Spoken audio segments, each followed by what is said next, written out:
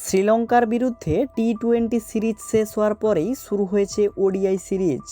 আর এই সিরিজেই ঘটল বিপত্তি। প্রথম ম্যাচ তো অর্শদীপ সিং জেতা ম্যাচকে টাই করেছিল বলে তা নিয়ে কম সমালোচনা হয়নি।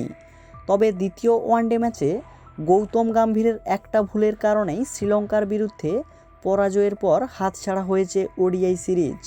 বন্ধুরা, এবার দেখুন কোন ভুলের কারণে দ্বিতীয় ওয়ানডে ম্যাচে হারল ভারত। প্রসঙ্গত, শ্রীলঙ্কার দেওয়া 241 রানের টার্গেট তুলতে গিয়ে ভারতীয় দলের শুভমন গিল, রোহিত শর্মা আউট হওয়ার পর ওয়াশিংটন সুন্দরকে 4 নম্বর পজিশনে ব্যাটিং করতে পাঠান গৌতম গম্ভীর। ওয়াশিংটন মাত্র 4 বলে 5 রান করে আউট হয়ে যান। এমতাবস্থায় 87 রানে 3 উইকেট হারিয়ে প্রচণ্ড চাপে পড়ে যায় টিম ইন্ডিয়া। 4 নম্বর পজিশনে যদি অক্সর প্যাটেলকে ব্যাট করতে পাঠাতেন, সে জায়গায় ম্যাচের ফলাফল অন্যরকম হতে পারত। কারণ টি-20 বিশ্বকাপে ফাইনালের মতো ম্যাচে অক্সরকে 4 নম্বর পজিশনে ব্যাটিং করতে পাঠানো হয়েছিল।